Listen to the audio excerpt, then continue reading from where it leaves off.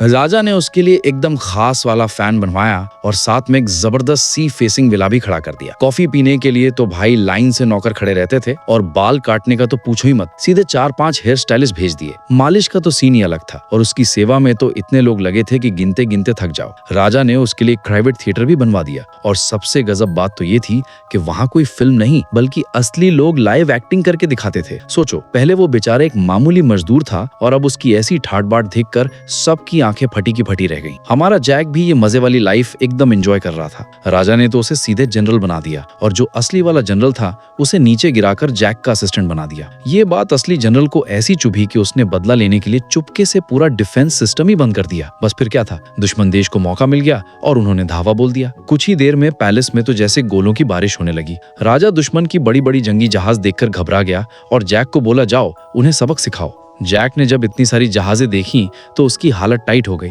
पर जनरल था तो डरना मना था।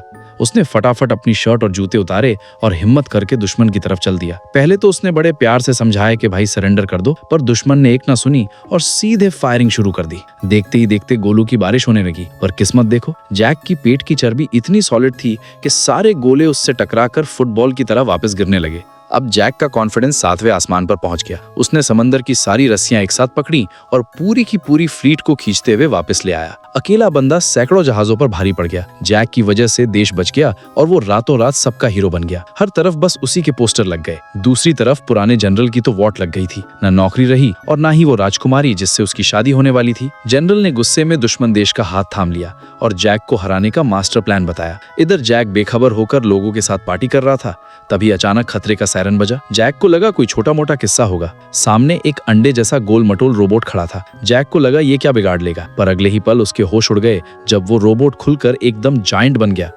इतना बड़ा रोबोट देखकर जैक की हालत खराब हो गई और वो दुम दबाकर भागने लगा, पर रोबोट ने उसे एक झटके में दबोच लिया।